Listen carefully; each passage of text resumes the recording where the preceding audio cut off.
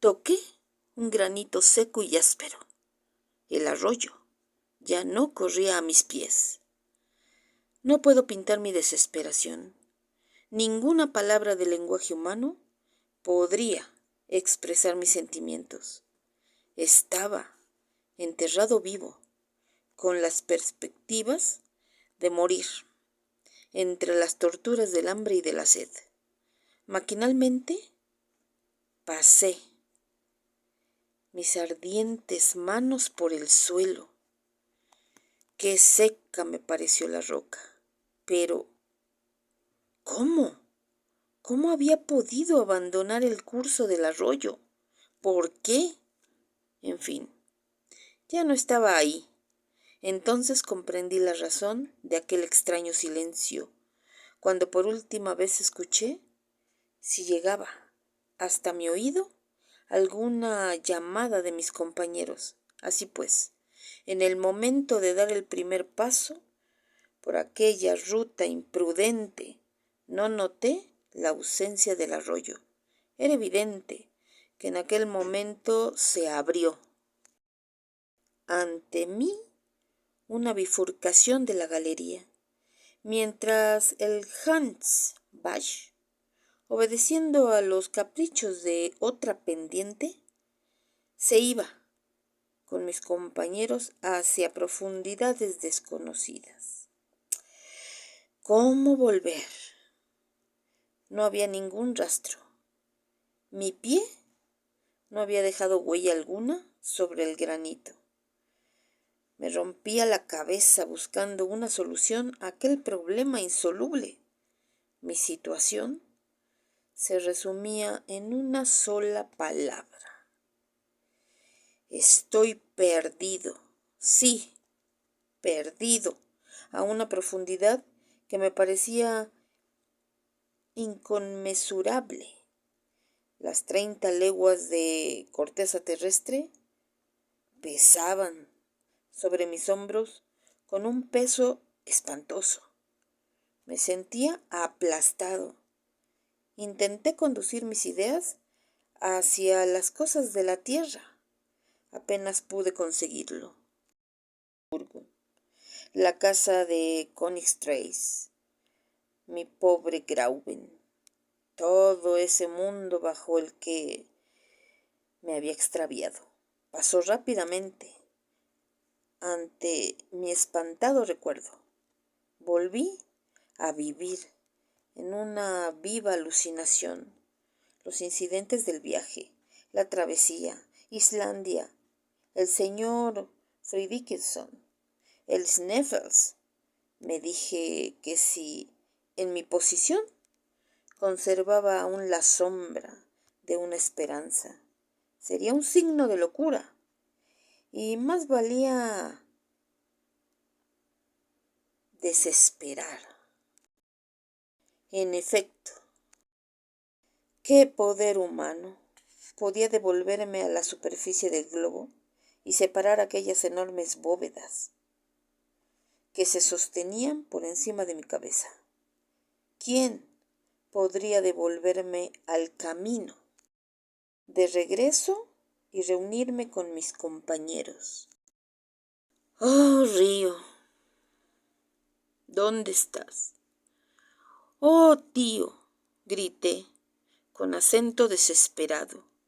Fue el único reproche que vino a mis labios, pues comprendí que el pobre hombre debía sufrir también buscándome.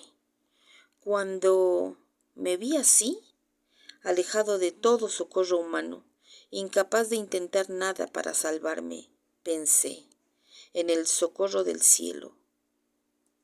Los recuerdos de mi infancia, los de mi madre, a la que solo había conocido en el tiempo de los besos, volvieron a mi memoria. Recurrí a la plegaria, por poco derecho que tuviera a ser oído por el Dios al que me dirigía tan tarde, y le imploré con fervor. El retorno a la providencia me devolvió un poco la calma y pude concentrar en mi situación todas las fuerzas de mi inteligencia. Tenía víveres para 3 días y mi cantimplora estaba llena. Sin embargo, no podía quedarme solo más tiempo, pero debía subir o descender. Subir, evidentemente. Subir siempre. Tenía que llegar al punto en que había abandonado el manantial, a la funesta bifurcación. Una vez ahí, con el arroyo a mis pies, siempre podría llegar a la cima del Sneffels. ¿Cómo no lo había pensado antes? Evidentemente, ahí existía una esperanza de salvación. Lo más urgente, pues, era volver a encontrar el curso del Hansbach. Me levanté y apoyándome en mi bastón, subí por la galería. La pendiente era bastante empinada. Caminaba con esperanza y sin apuros, como un hombre que no tiene elección sobre el camino a seguir. Durante media hora, ningún obstáculo me detuvo. Intenté reconocer el camino por la forma del túnel, por los salientes de ciertas rocas, por la disposición de las anfractuosidades, pero ningún signo particular me llamaba la atención, y pronto me di cuenta de que aquella galería no podía llevarme a la bifurcación. No tenía salida. Choqué contra un muro impenetrable y caí sobre la roca. ¡Qué pavor! ¡Qué desesperación me invadió! Entonces, no podría decirlo.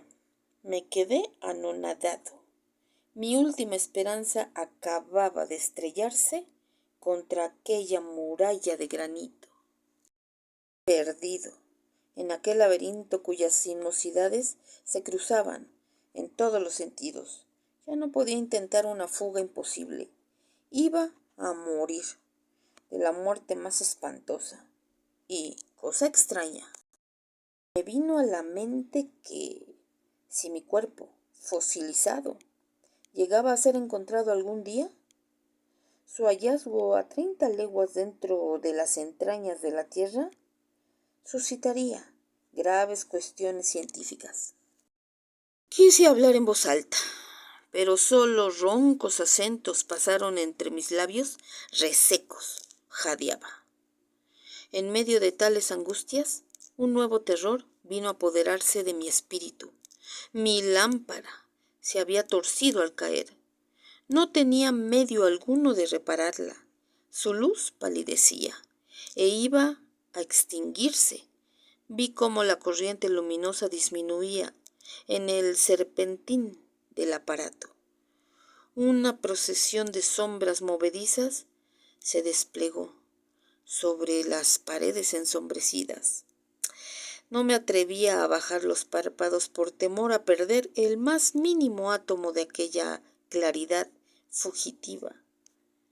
A cada instante me parecía que iba a desvanecerse y que lo negro me invadía. Al fin, un último resplandor tembló en la lámpara.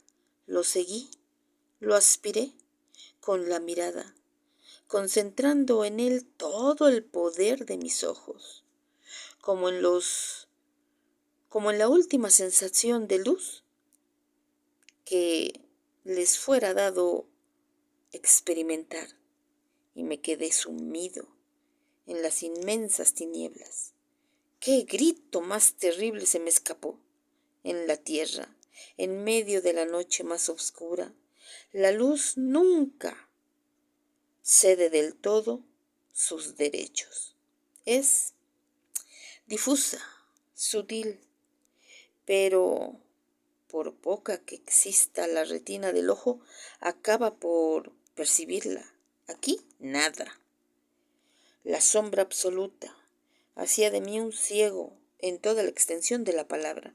Entonces perdí la cabeza, me levanté, con los brazos hacia adelante, Intentando los tanteos más dolorosos, empecé a huir, precipitando mis pasos al azar por aquel inexplicable laberinto, bajando, siempre, corriendo, a través de la corteza terrestre, como un habitante de las fallas subterráneas, llamando, gritando, aullando, pronto, herido, en las salientes de las rocas, cayendo y levantándome, ensangrentado, buscando beber la sangre que me inundaba el rostro, esperando siempre que alguna muralla viniera a ofrecer a mi cabeza un obstáculo para romperse contra ella.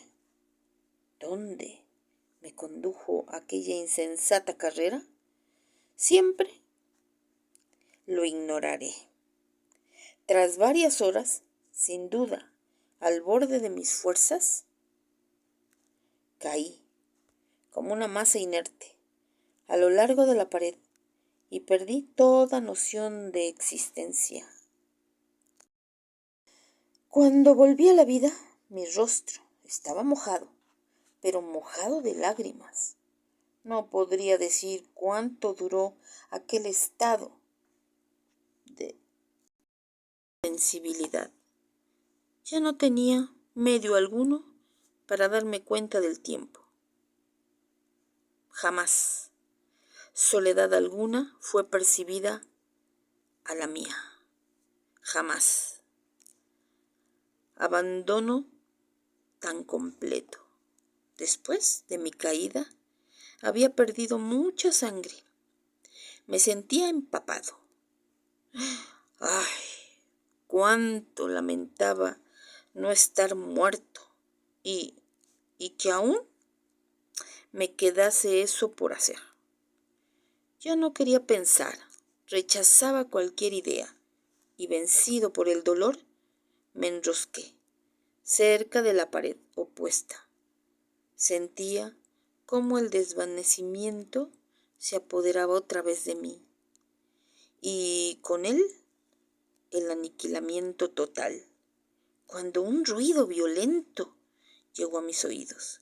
Se parecía al fragor prolongado del trueno y oía las ondas sonoras perderse poco a poco en las lejanas profundidades del abismo.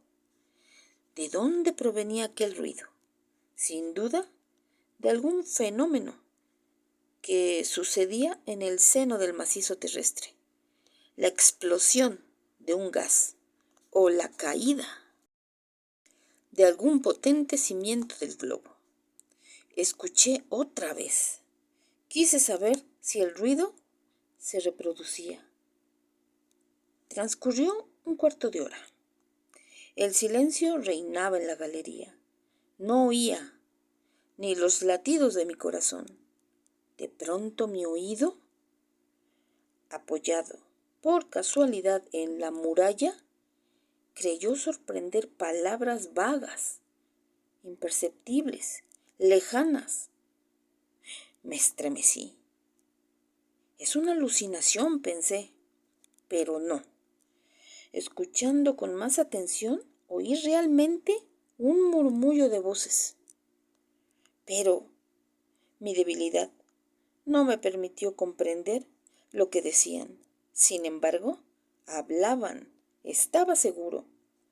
Temí por un instante que esas palabras fuesen las mías, devueltas por el eco.